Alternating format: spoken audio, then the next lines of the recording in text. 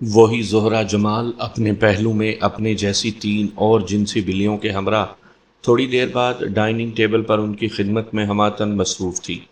چاروں یہودنے امریش پوری اور اس کے ساتھیوں کو یہودی پروٹوکول کے مطابق پیش کر دی گئی تھی۔ یہ معمول کی کارروائی تھی۔ امریش پوری اور اس کے ساتھی یہودیوں خصوصاً موساد کے آداب محفل سے بخوبی آگاہ تھے۔ انہوں نے دنیا کے جس ملک میں بھی موساد کے افسران کے ساتھ کوئی کاروباری نوعیت کی ملاقات کی، وہاں موساد نے انہیں شراب و شباب کی رنگینیوں سے لطف اندوز ہونے کے مواقع ضرور مہیا کیے تھے۔ یہودی اس معاملے میں شاید دنیا کے سب سے زیادہ خود کفیل واقع ہوئے تھے۔ گو کہ راہ کا بھی یہی سب سے بڑا اور تیز ترین ہتھیار تھا، لیکن امریش پوری اس بات کا قائل ہو چکا تھا کہ ابھی اس میدان میں کوئی موساد کا ثانی پیدا نہیں ہوا۔ ان کے مزاج ذائقے کے مطابق ہر ممکن کھانا یہاں موجود تھا۔ کھانے سے پہلے وائن کے چھوٹے چھوٹے جام ان لڑکیوں نے خود تیار کر کے راہ کے افسران کے سامنے رکھے تھے۔ کھانے کی میز پر بھی برگیڈیئر شمیر نے اپنی برتری ثابت کرنے کا کوئی موقع ہاتھ سے جانے نہیں دیا۔ اس نے ہر ممکن طریقے سے امریش پوری تک یہ بات پہنچا دی تھی کہ کہوٹا کے ایٹمی پلانٹ سے متعلق CIA کے KGB اور راب بھی وہ کچھ نہیں کر سکتے جو موساد والے جانتے ہیں۔ اب یہ کہ ایک موساد ہی روئے زمین پر ایسی یہودی انٹیلیجنس ایجنسی موجود ہے جو خدا نخواستہ پاکستان کے اس ایٹمی پروگرام کو نقصان پہنچانے کی اہلیت رکھتی ہے۔ کھانے کے خاتمے پر جب وہ لوگ کانفرنس روم کا رخ کر رہے تھے تو امریش پوری اور اس کے ساتھی دل میں بھگوان کا شکر بجا لائے تھے کہ اب انہیں کم از کم کچھ دیر کے لیے ہی صحیح برگیڈیئر شمیر کی لاف گراف سے نجات مل جائے گی۔ کانفرنس روم میں صرف ایک لمبی میز اور اس کے گردا گرد کرسیاں موجود تھیں، یا پھر برقی آتش دانوں میں دہکتے انگارے جنہوں نے لندن کی رگوں میں اترتی سردی کا سارا دم خم ختم کر دیا تھا۔ دونوں ٹیمیں آمنے سامنے بیٹھ گئی تھیں۔ تھوڑی دیر بعد ہی برگیڈیئر شمیر امریش پوری کو براہ راست اس کی آنکھوں میں جھانکتے ہوئے اپنے آبجیکٹیو سے آگاہ کر رہا تھا۔ اس کا تہکمانہ لہجہ امریش پوری کے لیے ناقابل برداشت ضرور ہو رہا تھا، لیکن چانکیا کے پیروکار نے اپنے شاشتروں سے بہت کچھ سیکھا تھا۔ یہ لوگ مسلمانوں کی طرح کبھی اپنے جذبات کو اپنی عقل پر سوار نہیں ہونے دیتے تھے۔ یہی تھا ان کی کامیابی کا راز۔ دل کی بات دل میں دفن کر کے شیریں زبان کے دریا بہائے رکھنے کے فن میں وہ یہودیوں کے بھی باپ تھے۔ برگیڈیئر شمیر نے اسے تفصیل سے گزشتہ حالات بتانے کے بعد کہا تھا کہ اسرائیلی حکومت کو اس بات کا یقین ہے کہ جرمنوں نے فلسطینی اغوا کنندگان کی مدد کی ہے، اور اگر انہیں اس طرح ڈھیل دی گئی تو جرمنی میں فلسطینی مجاہدین کے لیے نرم گوشہ رکھنے والے افسران کے حوصلے اور بڑھ جائیں گے۔ مسٹر امریش پوری، مجھے وزیر اعظم نے حکم دیا ہے کہ جرمنوں کو اس انسانیت نوازی کا مزہ ضرور چکھایا جائے تاکہ ہمارا مستقبل محفوظ رہے، اور اس کے لیے ہمیں آپ لوگوں کا تعاون درکار ہے۔ یوں بھی ہمارے مفادات اور محرکات ایک ہیں۔ جب ہم نے آپس میں دوستی کر لی ہے تو دوستی کی یہ ٹریفک یک طرفہ ہی کیوں چلے؟ ہم ایک دوسرے کا ہاتھ کیوں نہ بٹائیں؟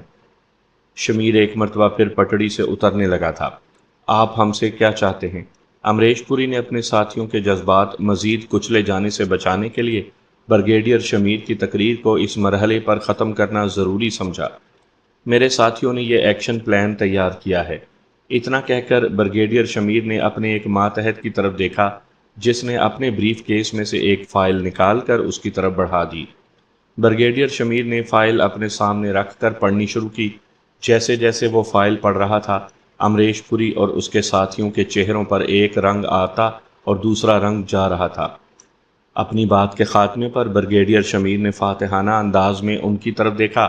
برگیڈیئر، میں اس سلسلے میں اپنے وزیر اعظم کو اعتماد میں لیے بغیر آپ سے کوئی وعدہ نہیں کر سکتا۔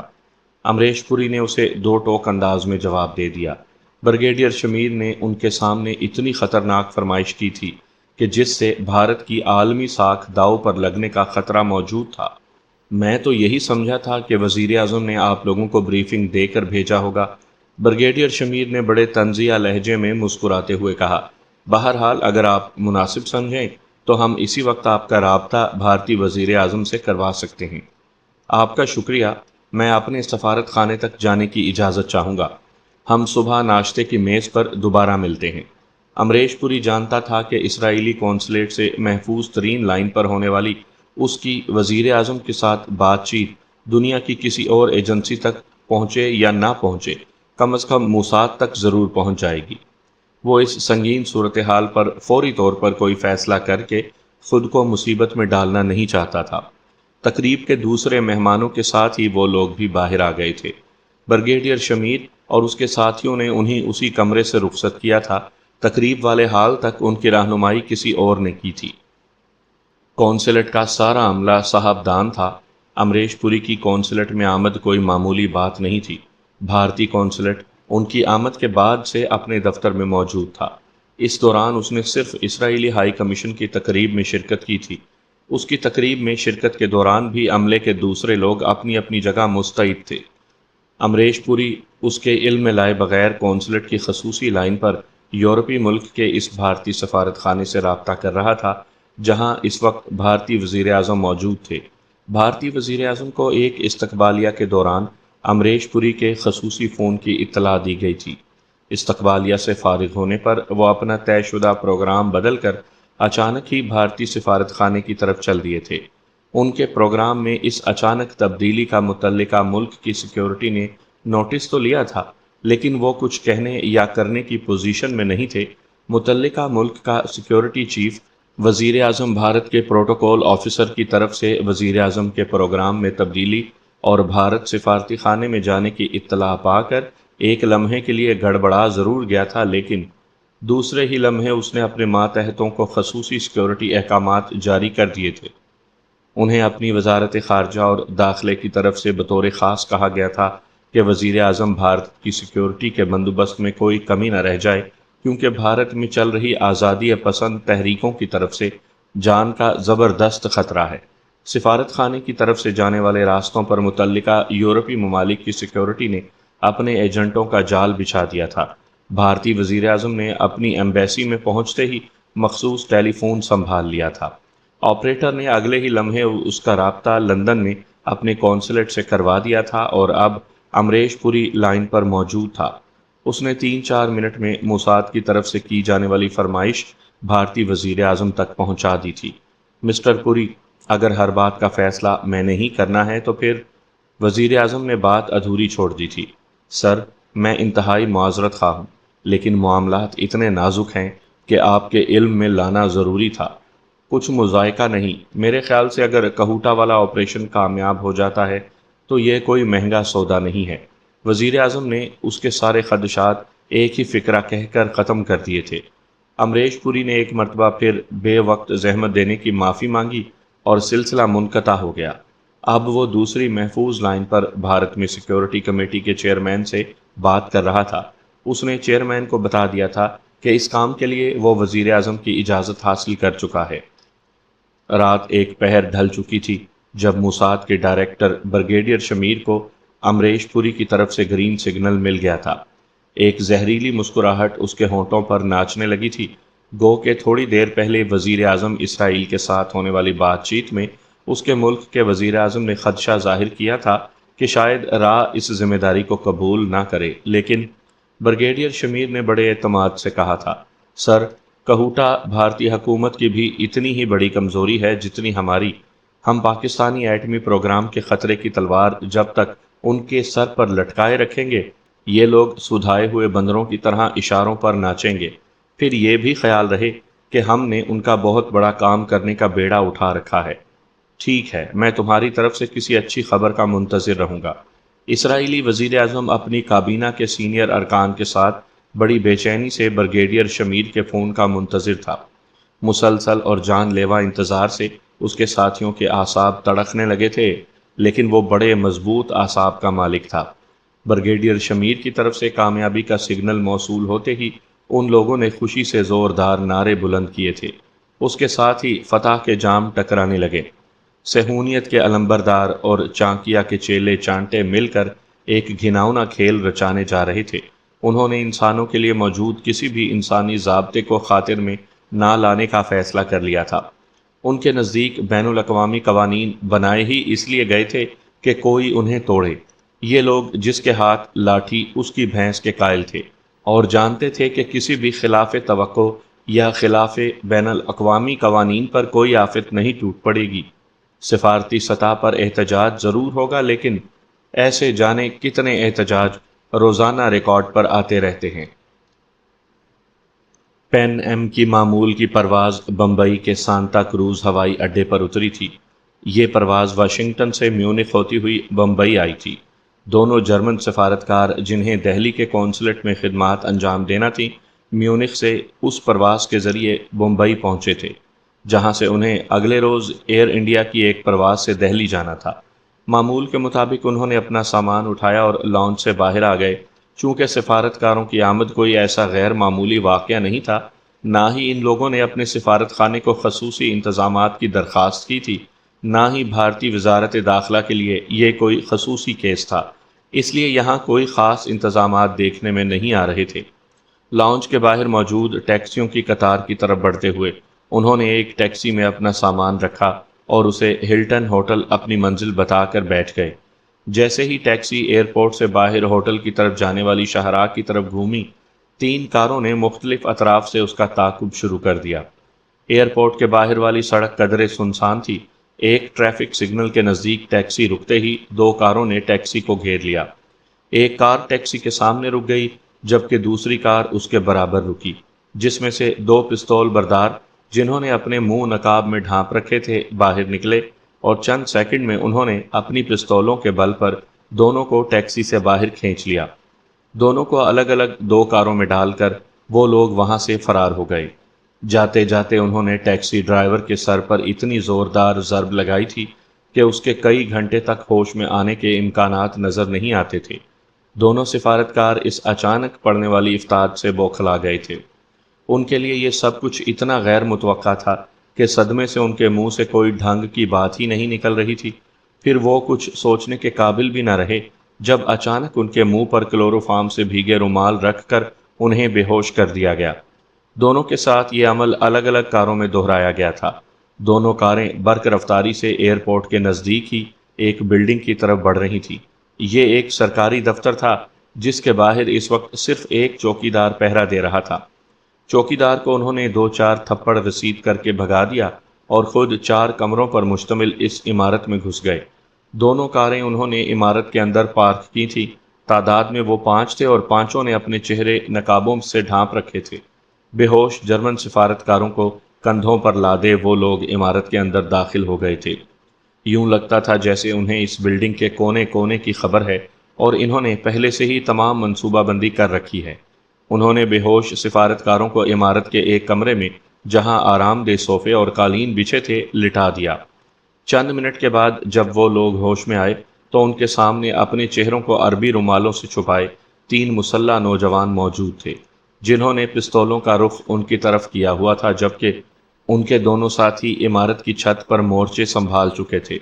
عمارت سڑک کے کنارے الگ تھلگ بنی ہوئی تھی اور اس کی پوزیشن ایسی تھی کہ دور سے آتے لوگ بھی صاف دکھائی دیتے تھے۔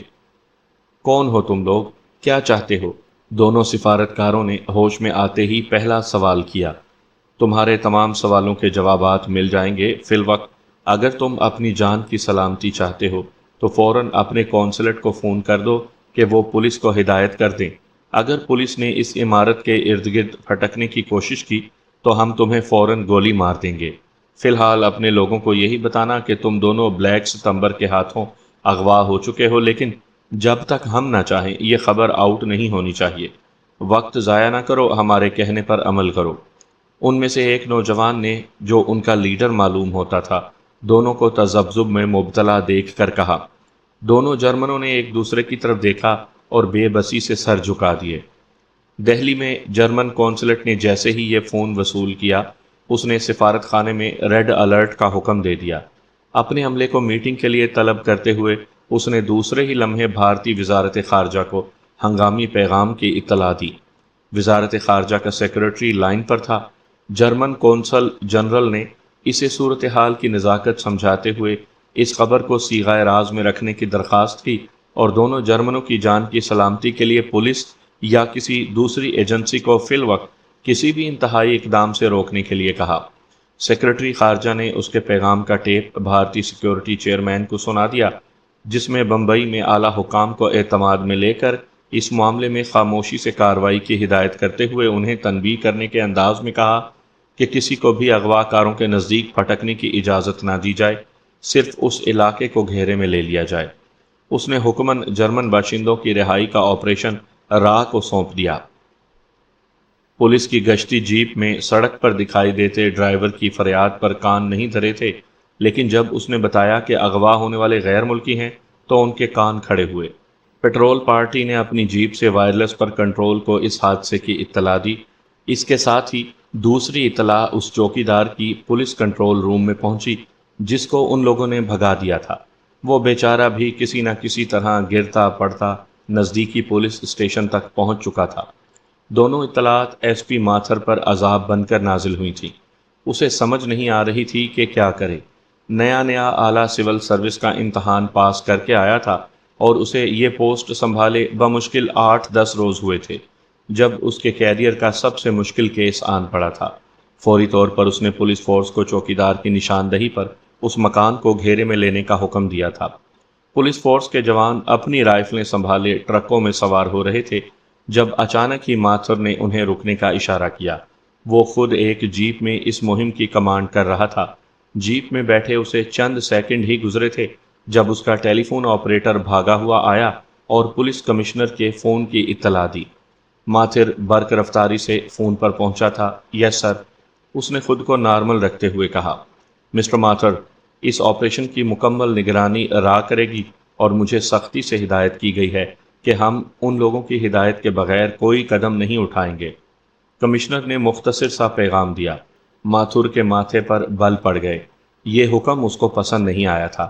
اس کے علاقے میں اتنی سنگین واردات ہوئی تھی اور ابھی اس نے کارروائی کا آغاز ہی کیا تھا کہ انٹیلیجنس میدان میں آ گئی۔ وہ حال ہی میں اکیڈمی سے فارغ ہو کر آیا تھا اور اپنی تربیت کو ہی نوکری کی بنیاد سمجھ کر کام کرنا چاہتا تھا۔ یہ بڑی غیر اصولی بات تھی، لیکن نہ جانے کیوں وہ احتجاج نہ کر سکا۔ مجھے کن صاحب سے ہدایات لینی ہوں گی سر؟ اس نے اپنے جذبات پر قابو پاتے ہوئے پوچھا۔ کرنل واستو سے۔ کرنل واستو ہی اس آپریشن کے انچارج ہیں۔ وہ ابھی لائن پر آ رہے ہیں۔ Good luck. اس کے ساتھ ہی پولیس کمشنر لائن سے ہٹ گئے۔ اگلے ہی لمحے کرنل واستو را کا مقامی سربراہ اس سے مخاطب تھا۔ مسٹر ماتھر، آپ کی فورس جائے وقوع کے نزدیک نہیں جائے گی۔ آپ مہربانی کر کے علاقے کو گھیرے میں لے لیں، لیکن اس بات کا خیال رہے کہ مشتبہ مکان کے 500 گز تک پولیس کا کوئی جوان دکھائی نہ دے۔ ہم اغوا کاروں کو مشتعل کر کے اپنے لیے کوئی مصیبت کھڑی کرنا نہیں چاہتے۔ امید ہے آپ میری بات سمجھ گئے ہوں گے۔ کرنل واستو نے لگی لپٹی رکھے بغیر اسے احکامات سنا دیے۔ بجا ہے کرنل، لیکن یہ کچھ ٹھیک نہیں لگتا۔ میرے خیال سے پولیس کو کچھ کرنے کی اجازت نہ دینا زیادتی ہوگی۔ بالآخر وہ دل کی بات زبان پر لے آیا۔ میں تمہارے جذبات سمجھتا ہوں ینگ آفیسر، لیکن صورتحال کا صحیح اندازہ نہیں ہے تمہیں۔ کرنل واستو نے مختصر سی بات کی۔ All right sir. ماتھر نے سلسلہ منقطع کرنے کے بعد اپنے جوانوں کو نئی ہدایات دینی شروع کر دیں۔ پولیس کے جوان اس عجیب و غریب حکم پر منہ ہی منہ میں بڑبڑاتے اپنی جگہ پر واپس چلے گئے۔ ماتھر نے انہیں اغوا کاروں کے ٹھکانے کی طرف جانے والے راستوں کو گھیرے میں لینے کا حکم دیا تھا اور سختی سے ہدایت کی تھی کہ اس کے حکم کے بغیر کوئی کارروائی نہ کی جائے۔ جگدیش اور رمیش کی کہانی ایک جیسی تھی۔ دونوں گریجویٹ اور بے روزگار تھے۔ دونوں ایڈونچر پسند اور زندگی میں کچھ نہ کچھ کرنے کے متمنی۔ دونوں اکٹھے ہی راہ کے ہتھے چڑھے تھے اور اب بطور سورس کا کام کر رہے تھے۔ اس کام میں پیسے تو انہیں اتنے زیادہ نہیں ملتے تھے، لیکن دیگر سہولیات بہت زیادہ تھیں۔ یوں بھی کام چونکہ ان کی مرضی کے عین مطابق تھا، لہٰذا دونوں بڑے خوش تھے۔ اس درمیان راہ کے لوگوں نے انہیں غیر سرکاری دفاتر میں معمولی ملازمتیں بھی دلوا دی تھیں اور ان کی دوستیاں بھی خاصی پختہ ہو گئی تھیں۔ راہ کے لیے لڑکیاں حاصل کرنا ان کے فرائض منصبی میں شامل تھا اور دونوں حضرات بڑھ چڑھ کر یہ خدمات سر انجام دے رہے تھے۔ 2 سال سے وہ بطور مخبر کام کر رہے تھے۔ اس درمیان راہ کے لیے انہوں نے چھوٹے موٹے بے شمار کارنامے سر انجام دیے تھے، لیکن آج جو مہم انہیں سونپی گئی تھی اس پر دونوں پھولے نہ سما رہے تھے۔ راہ کے کسی آفیسر نے ان کے غباروں میں اتنی ہوا بھر دی تھی کہ وہ ہوا میں اڑنے لگے تھے۔ انہیں بتایا گیا تھا کہ انہوں نے راہ کے لیے 2 جرمن سفارتکاروں کو اغوا کرنا ہے اور اپنا تعلق بلیک ستمبر کی تنظیم سے ظاہر کرنا ہے۔ باقی سارا کام را نے خود کرنا تھا۔ 3 ایسے ہی گدھے اور 2 کاریں انہیں فراہم کر دی گئی تھیں۔ یہ تینوں گدھے ان کے ڈسپوزل پر تھے، جس طرح وہ چاہتے انہیں استعمال کر سکتے تھے۔ جگدیش نے اس مہم کی کمانڈ سنبھالی تھی اور رمیش اس کا اسسٹنٹ مقرر ہوا تھا۔ 5 کے ساتھ را نے 2 مرتبہ اس ڈرامے کی ریہرسل کی تھی۔ اس درمیان انہیں بمبئی کے بہترین ہوٹلوں میں ٹھہرایا گیا تھا اور ہر ممکن عیاشی کروائی گئی تھی۔ 5 گدھوں کو را کے افسران بار بار اس بات کی یقین دہانی کروا رہے تھے کہ وہ عظیم تر ملکی خدمات انجام دینے جا رہے ہیں، اور ان کے کام کی انتہائی خصوصی نوعیت کے پیش نظر اس مشن کے خاتمے پر ان کی پرائم منسٹر سے خصوصی ملاقات کا بندوبست وہ بھی کروا دیا گیا ہے تاکہ وزیر اعظم ان کی مناسب حوصلہ افزائی کر سکیں۔ اس درمیان انہیں یہ بھی بتایا گیا تھا کہ ان کی ذرا سی غلطی یا گھبراہٹ سے بھارت ماتا کی عالمی سطح پر بدنامی ہو سکتی ہے، اس لیے بہت سوچ سمجھ کر قدم اٹھانے کی ضرورت ہے۔ انہیں بار بار اپنے اعصاب پر قابو رکھنے کی تلقین کی جا رہی تھی۔ اس آپریشن کی نگرانی پر مامور را کے ایجنٹوں نے پولیس کو ان کے نزدیک پھٹکنے نہیں دیا تھا، اور ان کا سارا کام پروگرام کے عین مطابق ہو گیا تھا اور کوئی اڑچن پیش نہیں آئی تھی۔ کامیابی سے دونوں جرمن سفارتکاروں کو یہاں تک پہنچانے پر ان کا اعتماد بہت بڑھ گیا تھا، اور وہ سمجھنے لگے تھے کہ باقی معاملات بھی طے شدہ پلان کے مطابق انجام پا جائیں گے۔ جرمن سفارتکار ایک خصوصی پرواز کے ذریعے دہلی سے بمبئی آئے تھے، کیونکہ اغوا کاروں نے ان کے علاوہ اور کسی سے بات کرنے سے انکار کر دیا تھا۔ یہ اغوا کار بڑے زبردست تربیت یافتہ تھے، اور ان کی کسی حرکت سے اس بات کا شائبہ نہیں گزرتا تھا کہ وہ انٹرینڈ ہیں۔ بظاہر اپنی ہر حرکت سے وہ یوں ظاہر کر رہے تھے جیسے وہ زبردست تخریب کار گوریلے ہیں۔ اغوا کاروں کے سربراہ نے کونسل جنرل سے فون پر رابطہ کیا تھا، جو اس دفتر کے اندر موجود تھا۔ اس نے سب سے پہلی دھمکی دی تھی کہ اس مکان کے گردا گرد کم از کم 100 گز تک کسی قسم کی ٹریفک یا سویلین کو گزرنے کی اجازت نہیں۔ اگر انہیں شک بھی گزرا کہ کوئی اس طرف سے گزرا ہے تو وہ اغوا کنندگان کو ہلاک کر دیں گے۔ اغوا کاروں کے سربراہ نے اپنا تعارف بلیک ستمبر کے حوالے سے کرواتے ہوئے جرمن کونسل جنرل سے کہا تھا کہ 48 گھنٹے کے اندر اندر ان کے 2 ساتھیوں کو جو میونخ میں گرفتار ہیں رہا کر کے بمبئی پہنچا دیا جائے۔ اس کے بعد وہ اپنی اگلی پلاننگ بتائیں گے۔ فی الوقت وہ 48 گھنٹے کے اندر اندر اپنے ساتھیوں کو بمبئی ایئرپورٹ پر دیکھنا چاہتے تھے۔ اس کے ساتھ ہی انہوں نے کونسل جنرل سے کہا تھا کہ اگر اس واقعے کی خبر انٹرنیشنل پریس تک پہنچی تو ان کے دونوں ساتھی مارے جائیں گے۔ لیکن اس بات کی ذمہ داری میں کیسے قبول کر سکتا ہوں؟ آخر بہت سے لوگوں کو اس واقعے کا علم ہے، جن میں بھارتی حکام بھی شامل ہیں۔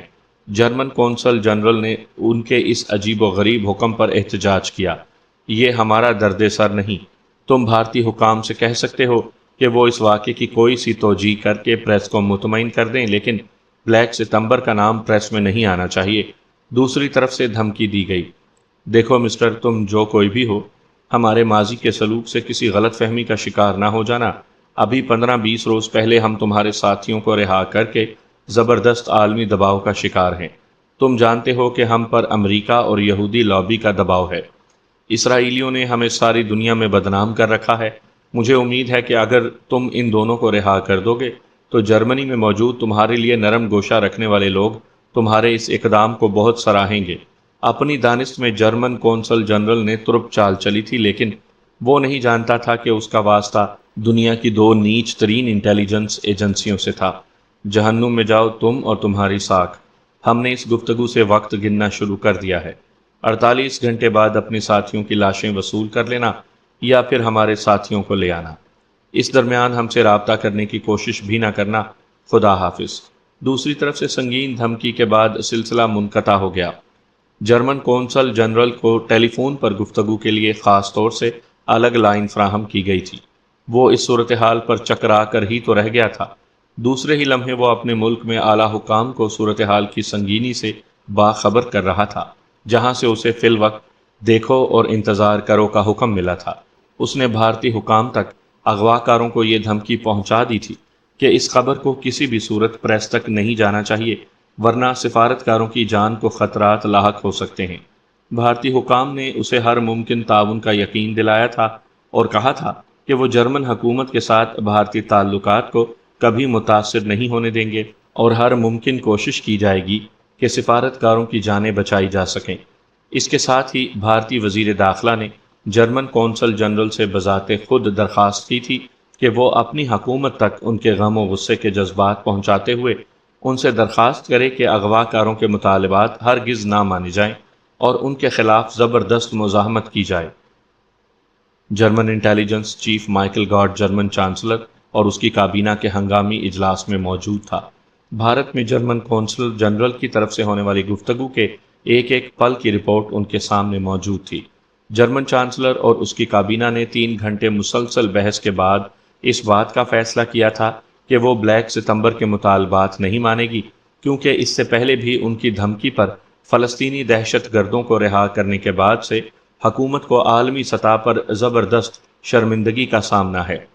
اس ہنگامی میٹنگ میں چیدہ چیدہ جرمن دماغ اکٹھے ہوئے تھے، ہر کوئی اپنی اپنی رائے پیش کر رہا تھا، لیکن ابھی تک مائیکل گارڈ نے ایک لفظ بھی نہیں کہا تھا۔ اس نے بھارتی انٹیلیجنس را کے ڈائریکٹر سے براہ راست رابطہ قائم کر رکھا تھا اور اب تک اس وقوع کی جو تفصیلات اسے میسر ہوئی تھیں ان کے بعد سے ذہن نے اسے ایک نئی راہ سجائی تھی۔ ایک امکان پیدا ہوا تھا۔ وہ اپنے ساتھیوں سے بالکل مختلف انداز میں سوچ رہا تھا۔ بار بار اس نے سوچا، اس نے چاہا کہ اپنے ذہن سے اس مفروضے کو جھٹک کر باہر پھینک دے، لیکن اس کا ذہن کوئی دوسری دلیل ماننے کے لیے تیار نہیں تھا۔ اچانک ہی وہ اپنی جگہ سے اٹھ کر کھڑا ہو گیا۔ معزز حاضرین، میں معذرت خواہ ہوں، چند منٹ کے بعد میں حاضر ہوتا ہوں، مجھے فوری طور پر کچھ ضروری کام کرنے ہیں، براہ کرم اپنی گفتگو جاری رکھیے۔ ساری کابینہ چانسلر سمیت اس کے منہ کی طرف دیکھ رہی تھی۔ اس کی یہ حرکت قطعی پسند نہیں کی گئی تھی۔ وہ اس طرح پوز کر رہا تھا جیسے ان کی باتوں کی طرف توجہ ہی نہ دے رہا ہو۔ اپنے ساتھیوں کی طرف دیکھے بغیر وہ اٹھ کر دوسرے کمرے میں آ گیا۔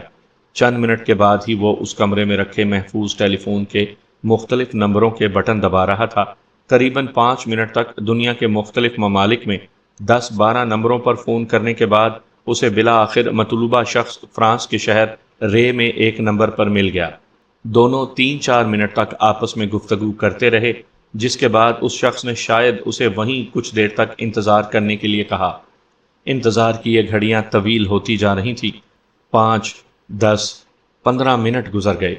ان 15 منٹوں میں مائیکل گارڈ نے 3 سگار پھونک ڈالے تھے، کافی کے 2 بڑے مگ خالی کر دیے تھے۔ اس درمیان دوسرے کمرے میں میٹنگ میں مصروف لوگ اس کی غیر حاضری پر مسلسل کڑتے رہے۔